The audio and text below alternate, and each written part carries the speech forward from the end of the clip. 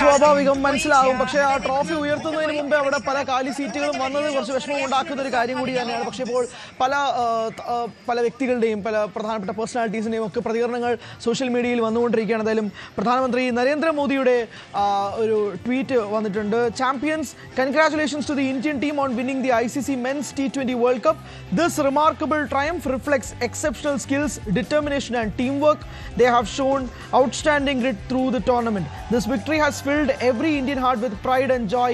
Well done Team India എന്നാണ് പ്രധാനമന്ത്രിയുടെ tweet വന്നിരിക്കുന്നത്. അപ്പോൾ സ്വാഭാവികമായിട്ടും ഓരോ സെലിബ്രിറ്റീസ്, രാഷ്ട്രീയ നേതാക്കൾ എല്ലാവരും തന്നെ ഇന്ത്യൻ ടീമിന് അഭിനന്ദനം അറിയിച്ചുകൊണ്ട് തന്നെ സോഷ്യൽ മീഡിയയിൽ, സമൂഹ മാധ്യമങ്ങളിലൊക്കെ രംഗത്തെത്തുന്ന കാഴ്ച ഒക്കെ തന്നെ വരുന്നുണ്ട്. ഇപ്പോൾ പൃഥ്വിരാജ് സുകുമാരനാവട്ടെ സഞ്ജു സാംസനെ പുകഴ്ത്തിക്കൊണ്ടൊരു നീണ്ട ഫേസ്ബുക്ക് പോസ്റ്റ് തന്നെയാണ് ഇട്ടേക്കുന്നത്. അദ്ദേഹം ഒരു പ്രധാനപ്പെട്ട പോയിന്റ് അതിനകത്ത് പറയുന്നത് 1998 ഷാർജ കപ്പിൽ സച്ചിൻ ടെണ്ടുൽക്കറിൻ്റെ ആ ഒരു മത്സരത്തിന് ശേഷം ഒരു 3 പതിറ്റാണ്ടുകൾ കഴിഞ്ഞ് സഞ്ജു സാംസന്റെ ഈ പ്രസന്റേഷനിൽ സച്ചിൻ്റെ പേര് പറയുമ്പോൾ അതിനകത്ത് ഓരോരോ രീതിയിൽ സച്ചിനും സഞ്ജുവിനെ നമുക്ക് ഒരുമിച്ച് കൂട്ടി വായിക്കാമെന്നും പറയുന്നു. 3 നോക്കൌട്ട് മത്സരങ്ങളിൽ 3ലും ഗംഭീരമായ innings Sanju Samson take a bow, പൊളിക്ക് അനിയ എന്ന് തന്നെയാണ് പൃഥ്വി പറയുന്നത്. ബ്രാക്കറ്റിൽ ചേട്ട എന്നും ഇട്ടിട്ടുണ്ട്. രമേശ് പിഷാരടി ഒരു കോമഡി രീതിയിൽ ഒരു പോസ്റ്റ് ഇട്ടിട്ടുണ്ട്. ഇന്ത്യൻ ടീമിലെ പിള്ളേർ സീസ് കൂടി വണ്ടികളും കൊണ്ട് ഇറങ്ങിയിരിക്കുകയാണ്. ന്യൂസിലൻഡ് ടീമിന് കാട്ടാക്കട മില്ലിടെക്കിലെ മോഹനെയും പട്ടാളത്തിൽ ജോലിയുള്ള ചന്ദ്രനെ അറിയില്ല എന്ന് രമേശ് പിഷാരടി പറയുന്നുണ്ട്. പാൻ ഇന്ത്യൻ ബ്രാഞ്ച് എന്ന ഇപ്പോൾ ഇൻസ്റ്റഗ്രാമിൽ തരംഗമായി നിൽക്കുന്ന അവരുടെ ആ ഡയലോഗ് കോട്ട് ചെയ്തുകൊണ്ടാണ് രമേശ് പിഷാരടി ഇന്ത്യൻ ടീമിനെ അഭിനന്ദനം അറിയിക്കുകയും ചെയ്യുന്നത്. എന്തായാലും കഴിഞ്ഞ ഒരു കാര്യം കൂടെ പറയാം. 2024 കഴിഞ്ഞ വേൾഡ് കപ്പിൽ സൈഡിലായിരുന്നു. ഇത്തവണ മെയിൻ ഹീറോ ആടാ സഞ്ജു ആടാ. ആ മെയിൻ ഹീറോ കഴിഞ്ഞ 2024 T20 ലോകകപ്പിൽ ഒരു മത്സരം പോലും കളിച്ചില്ല. പക്ഷേ ആ ടീം വലം വയ്ക്കുന്ന സമയത്ത് സഞ്ജു സാംസൺ നമുക്ക് ഏറ്റവും സൈഡിൽ കാണാം. ആ സൈഡിൽ ഒരു മനുഷ്യൻ നിപ്പുണ്ട്. പക്ഷേ ഇന്ന് അയാൾ മെയിൻ ആടാ, പ്ലെയർ ഓഫ് ദി ടൂർണമെൻ്റ് ആടാ എന്ന് വീണ്ടും പറയുന്നു. എന്തായാലും ഫേസ്ബുക്കിൽ തരംഗമായി മാറുന്നു. സ്വാഭാവികമായിട്ടും സഞ്ജു സാംസണും അദ്ദേഹത്തിൻ്റെ പ്രകടനങ്ങളും നിൽക്കുന്നു. സാരംഗ, അവിടെ നമുക്ക് കൂടുതൽ കിട്ടുമോ, പ്രതികരണങ്ങൾ കിട്ടുമോ?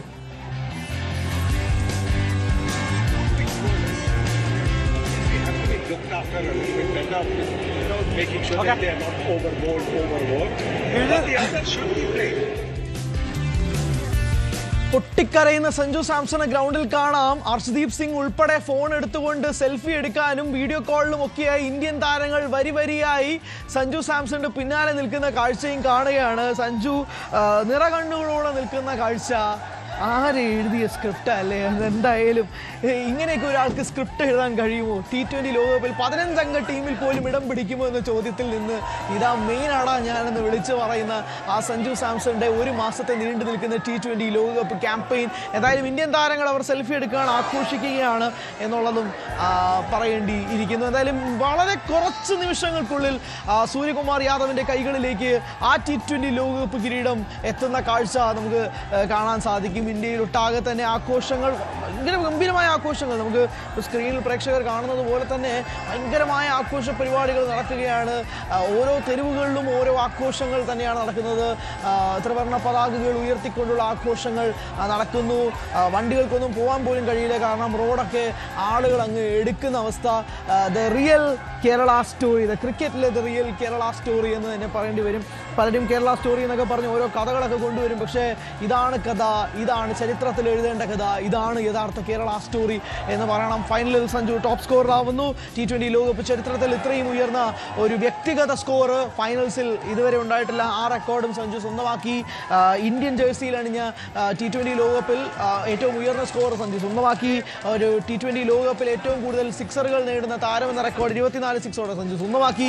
ഒരൊറ്റ മത്സരത്തിൽ നിന്നും റെക്കോർഡുകൾ എണ്ണി തുടങ്ങിക്കഴിഞ്ഞാൽ സഞ്ജു ഉണ്ടാക്കിയ റെക്കോർഡുകൾ നമുക്ക് ഇങ്ങനെ എണ്ണിക്കൊണ്ടേയിരിക്കണം. എന്തായാലും ICC ലോകകപ്പുകൾ 5 എണ്ണം ഇപ്പോൾ ഇന്ത്യ എടുത്തു വെച്ചിരിക്കുകയാണ്. അത് 1983 കപിൽ ദേവിൽ നിന്ന് തുടങ്ങി. അത് 2007, 2011, 2013, 2024 അങ്ങനെ എല്ലാം കൊണ്ട് നമ്മൾ എടുത്തു നോക്കി എണ്ണിക്കൊണ്ട് 24 ICC ടൂർണമെൻറ്റുകൾ ഇന്ത്യ ഒരുപാട് അങ്ങ് സ്വന്തമാക്കിയിട്ടുണ്ട് എന്നും കൂടി എടുത്ത് പറയണം. എന്തായാലും താരങ്ങൾ എല്ലാവരും സന്തോഷത്തിലാണ്. എല്ലാവരും കാത്തിരിക്കുന്നത് ആ കപ്പ് ഉയർത്തുന്ന നിമിഷത്തിലേക്ക് വേണ്ടി തന്നെയാണ്. പക്ഷേ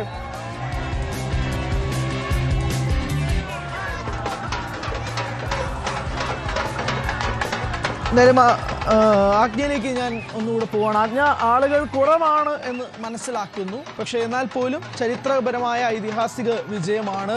നമുക്ക് ഉള്ളവരിൽ നിന്നും പ്രതികരണങ്ങൾ നേടാൻ കഴിയുമോ?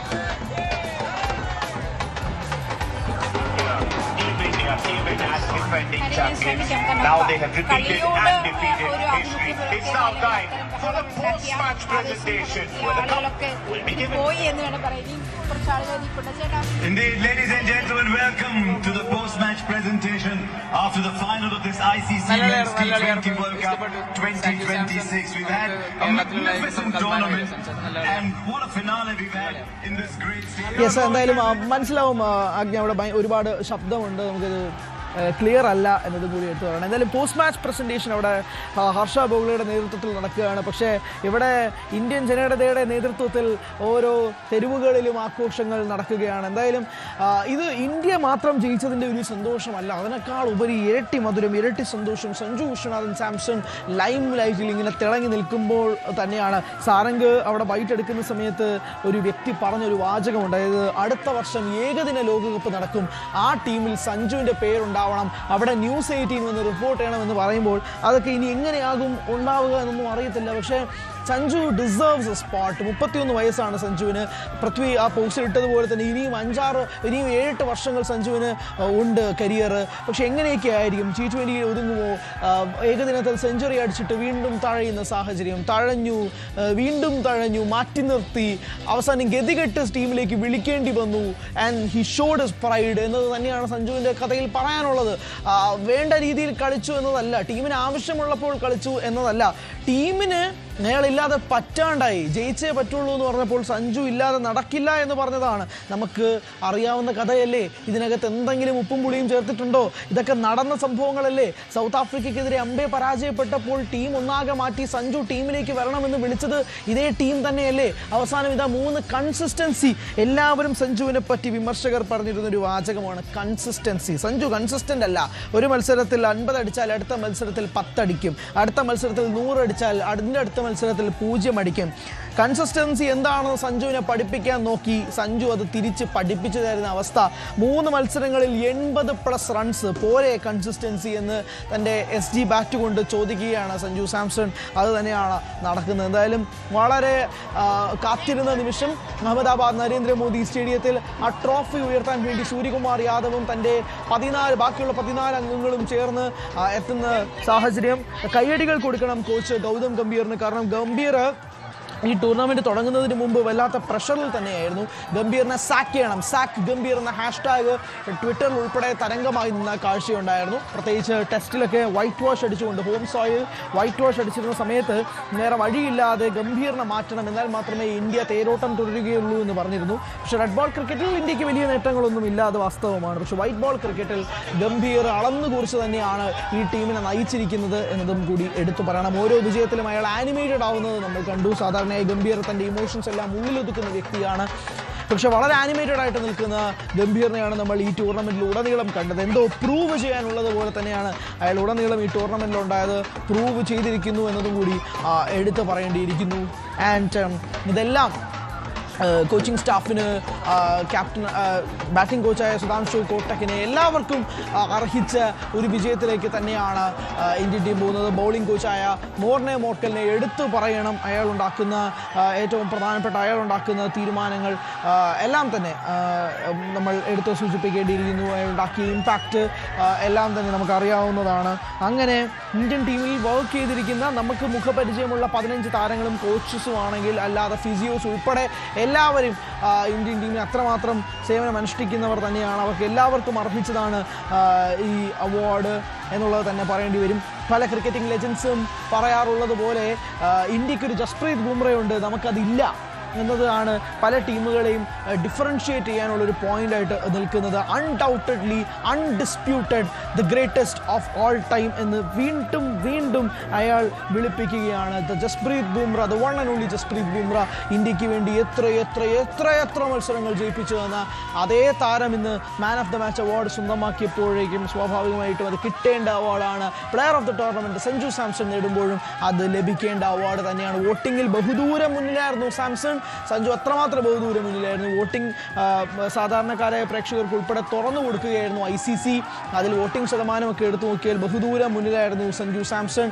ഇത് ഈ T20 ലോകകപ്പൊക്കെ ജയിച്ചു കഴിഞ്ഞിട്ട് ഇനി അടുത്ത മാസത്തിലേക്ക് ഫ്രാഞ്ചൈസി ക്രിക്കറ്റ് വരാൻ പോവാണ്, IPL ഒക്കെ വരാൻ പോവാണ്. അന്ന് ഇത് ഓരോ ലീഗുകളായിട്ടൊക്കെ ഓരോ പ്ലേയേഴ്സും മാറുമ്പോൾ അതുണ്ടാക്കുന്ന വീറും വാശിയും അത് ചേർത്തൊന്നുമല്ല. എന്തായാലും 3 time T20 world cup champions India 2007 ധോണിയിൽ നിന്ന്, 2024 രോഹിത് ശർമ്മയിൽ നിന്ന്, 2026 സൂര്യകുമാർ യാദവിൽ നിന്നും. ചുറ്റുമുള്ള ടീം പ്ലേയേഴ്സിനെ നോക്കിയാൽ Varun Chakravarthy, Kuldeep Yadav, Tilak Varma, Axar Patel the vice captain, Abhishek Sharma, Arshdeep Singh, Jasprit Bumrah, Rinku Singh, Mohammed Siraj, Sanju Samson, Tilak Varma, Shivam Dube and എല്ലാവരും കൂടെ ചേർന്ന് നടത്തിയ ഒരു വലിയ തേരോട്ടം തന്നെയാണ് നടക്കുന്നത് എന്നതും കൂടി എടുത്ത് സൂചിപ്പിക്കേണ്ടിയിരിക്കുന്നു. എന്തായാലും ചാമ്പ്യൻസ് ഇന്ത്യയാണ്. എന്തായാലും ന്യൂസിലൻഡ് ഇപ്പോൾ റണ്ണേഴ്സ് അപ്പിൻ്റെ അവരുടെ മെഡൽ വാങ്ങിക്കൊണ്ടിരിക്കുകയാണ്. അഹമ്മദാബാദ് സ്റ്റേഡിയം നിറഞ്ഞു കവിയുകയാണ്. നീലക്കടലാണ് അഹമ്മദാബാദ് സ്റ്റേഡിയത്തിൽ സംഭവിച്ചുകൊണ്ടിരിക്കുന്നത്. ഇത്രയും അധികം ജനസാഗരം ആരും വീടുകളിലേക്ക് തിരികെ പോയിട്ടില്ല. കാരണം അവർ എല്ലാവരും വന്നത് തന്നെ ആ കപ്പ് ഉയർത്തുന്നത് കാണാൻ വേണ്ടിയിട്ടുള്ള നിമിഷത്തിന് വേണ്ടിയിട്ട് തന്നെയാണ്. എന്തായാലും ഇപ്പോൾ സുരേഷ് വാര്യത്ത് ചേരുന്നുണ്ട് നമ്മളോടൊപ്പം.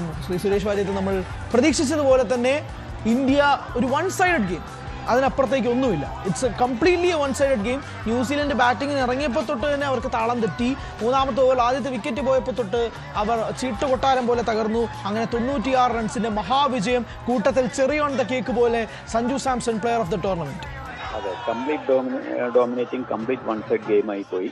പ്രത്യേകിച്ചും അവരെ പിന്നാലെ അടിക്കുമെന്നാണ് വിചാരിച്ചത്. പക്ഷെ അത് സൂര്യകുമാർ യാദവിന്റെ ക്യാപ്റ്റൻസിയുടെ ഒരു ടാക്ടിക് കാരണം അക്ഷർ പട്ടേലിനെ ആദ്യത്തെ ഓപ്പണിങ്ങിൽ കൊണ്ടുവരികയും പിന്നാലിന് സ്പിന്നേഴ്സിനെ പൊതുവെ കളിക്കാനുള്ള ബുദ്ധിമുട്ട് മനസ്സിലാക്കിയിട്ട് ആ വിക്കറ്റ് കറക്റ്റായിട്ട് എടുക്കുകയും ചെയ്തു. അത് തന്നെയായിരുന്നു ആ കളിയുടെ ടേണിംഗ് പോയിന്റ് ആയിട്ട് തുടങ്ങിയത്. Player of the tournament Sanju Samson ആണ്. വെറും 5 ഇന്നിംഗ്സുകളിൽ നിന്നാണ് അദ്ദേഹം സ്വന്തമാക്കുന്നത്. അതെ, നോക്കൌട്ടിലാണ് അതിന്റെ മൂല്യം വന്നത്. നോക്കൌട്ടിലെ quarter final, semi and final അദ്ദേഹം കളിച്ച ആ ഇന്നിങ്സുകള് അത് ഒരു കപ്പിനോളം പോകുന്ന, അത്രയും ഒരു വേൾഡ് കപ്പിനോളം പോകുന്ന ഇന്നിങ്സുകളാണത്. അപ്പോൾ അതിന്റെ മൂല്യം കണക്കാക്കിയിട്ടാണ് പ്ലെയർ ഓഫ് ദ ടൂർണമെന്റ് ആയിട്ട് കൊടുത്തത്. ഞാനും പറയുകയാണെങ്കിൽ ശരിക്കും player of the match also Sanju Samson. പക്ഷേ ജസ്പ്രീത് ബുംറയുടെ ആ ഒരു ടൂർണമെന്റിലുടനീളമുള്ള ശ്രമത്തെ കാണാതിരിക്കാൻ പറ്റില്ല. അതുകൊണ്ടാണ് അദ്ദേഹത്തിന് പ്ലെയർ ഓഫ് ദ മാച്ച് കൊടുത്തത്. കൂടുതൽ വാർത്തകൾക്ക് News 18 Keralam YouTube channel subscribe ചെയ്യുക.